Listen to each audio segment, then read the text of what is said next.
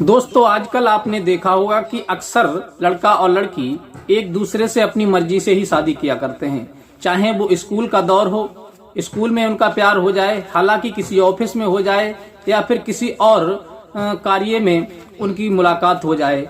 जब वो एक दूसरे को प्यार करने लगते हैं, फिर एक दूसरे के साथ रहने का वो मन बना लेते हैं और फिर जब परिजनों को इस बारे में पता लगता है तो परिजन इस बात का विरोध भी करते हैं। हालांकि कहीं लोग विरोध नहीं करते, कुछ लोग होते हैं अपने बच्चों की मर्जी से शादी कर दिया करते हैं, लेकिन कुछ लोग इस बात का बहुत बड़ा विरोध करते हैं और फिर विरोध करते हैं तो फिर वो लड़की लड़का आपस में शादी भी कर लेते हैं। इसी प्रकार का एक मामला सामने आया है। उस मामले में लड़की लड़का एक दूसरे से बहुत ज्यादा बेइंतहा प्यार करते थे, एक दूसरे से अलग रहना बिल्कुल भी पसंद नहीं कर रहे थे।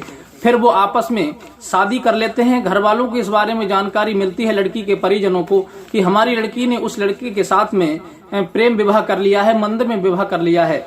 फिर वो लड़की के परिजन उस लड़का और लड़की के साथ में ऐसा कृत्य करते हैं। अगर आप भी सुनेंगे तो परेशान हो जाएंगे कि आखिर उन्हें ऐसा करना चाहिए था या नहीं करना चाहिए था। तो आइए जान लेते हैं इस वीडियो के माध्यम से कि लड़की के परिजनों ने लड़का के और लड़की के साथ में ऐसी कौन सी घटना को अंजाम दिया था जो सोशल मीडिया पर चारों तरफ जम करके वो वीडियो वायरल हो रही है। नमस्कार, प्रणाम, मैं हूँ रितेश कुमार। दरअसल आज की जो सच्ची घटना मैं आपको सुनाने के लिए जा रहा हूँ, ये सच्ची घटना राजस्थान के बलोत्रा जिले की है। राजस्थान के बलोत्रा जिले में एक लड़का जिसका नाम कुलदीप था, कुलदीप एक लड़की से प्रेम करने लगा था जिसका नाम मंजू था। मंजू की उम्र लगभग 18 से 20 वर्ष की थी, वो बालिग थी और कुलदीप और मंजू एक दूसरे के रिलेशनशिप में काफी दिन से चल रहे थे। लेकिन इस बात की जानकारी जब उसके घर वालों को लगती है तो वो इस बात का विरोध करते हैं, लड़की के परिजन, कि हम उस लड़के के साथ तुम्हारा विवाह नहीं करेंगे। लेकिन वो प्रेम में इतने दीवाने हो चुके थे कि एक दूसरे को छोड़ना पसंद ही नहीं कर रहे थे। बस वो तो एक दूसरे से इतना मन बना लिया था कि जीवन भर साथ रहने के लिए हमें एक दूसरे से शादी कर लेनी चाहिए, और इसी विचार को लेकर के वो एक दूसरे से शादी भी कर लेते हैं। सूचना के अनुसार 11 नवंबर 2024 को कुलदीप और मंजू एक मंदिर में जाकर के भगवान को साक्षी मान करके पंडित जी के द्वारा अपनी सगाई कर लेते हैं। और जब उनकी मंदिर में शादी हो जाती है और शादी होने के बाद फिर वो हाई कोर्ट भी जाते हैं। हाई कोर्ट में जाकर के अपनी मैरिज की जो होती है फाइल पेश करते हैं। वहां से हाई कोर्ट से पुलिस प्रोटेक्शन के लिए मांग करते हैं। हाई कोर्ट के द्वारा उन्हें पुलिस प्रोटेक्शन भी दिया जाता है।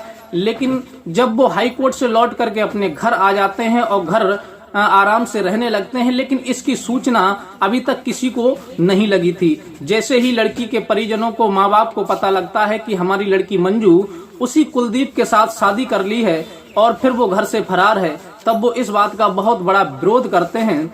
और विरोध करते हैं तो एक दिन कुलदीप जो था अपनी बहन और माँ और पिता के साथ में और अपनी पत्नी मंजू के साथ में एक ऑटो रिक्शा में बैठ करके बालाजी के दर्शन करने के लिए जा रहा था।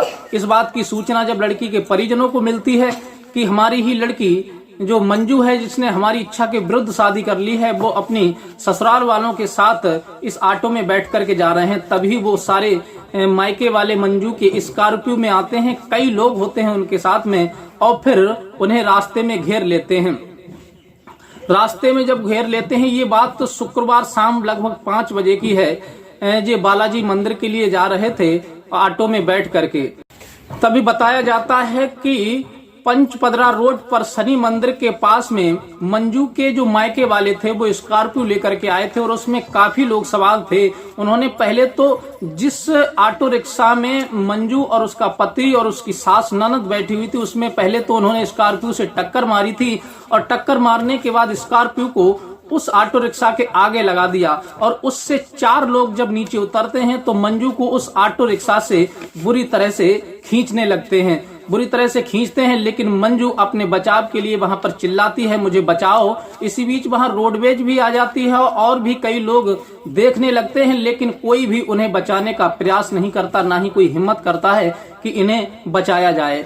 लेकिन मंजू चीखती चिल्लाती रहती है। मंजू की जो सास थी वो भी इस बात का विरोध करती है, लेकिन वहां जो कुलदीप था उसकी पत्नी को उसके ससुराल वाले जबरदस्ती अपहरण करके स्कॉर्पियो में बिठाना चाह रहे थे। लेकिन ज्यादा देर नहीं लगती है, कुछ ही 20 सेकंड के अंदर वो ऑटो रिक्शा से मंजू को मंजू के मायके वाले जबरदस्ती खींचते हैं और स्कॉर्पियो में बिठा लेते हैं और बिठाने के बाद वहां से चलने लगते हैं। तभी वहां जो कुलदीप होता है वो हाथ में पत्थर लेकर के उस स्कॉर्पियो पर मारता है, रोकने का प्रयास करता है, लेकिन उनके सामने, दबंगों के सामने कुलदीप और उसके परिवार वालों की एक नहीं चली और वो कुलदीप की पत्नी को उसके ससुराल वाले जबरदस्ती अपहरण करके ले जाते हैं। ये 16 नवंबर को बरोतला एसपी के यहाँ पर जब ये पेश हुए थे तो इन्होंने पहले पुलिस प्रोटेक्शन की मांग की थी कि हमें हाई कोर्ट से पुलिस प्रोटेक्शन मिला है और हमें पुलिस प्रोटेक्शन दीजिए, लेकिन पुलिस ने इनकी तरफ कोई ध्यान नहीं दिया, कोई भी पुलिस प्रोटेक्शन इन्हें नहीं मिला था। कुलदीप का कहना है कि इसी वजह से हमारे साथ ये आघात हुआ है, अगर पुलिस हमारी सहायता करती, मदद करती तो शायद हमारे साथ ये घटना नहीं घटती, क्योंकि हमारे ससुराल वाले हमारी पत्नी का जबरदस्ती अपहरण करके ले गए हैं और हमारी पत्नी नहीं जाना चाह रही थी।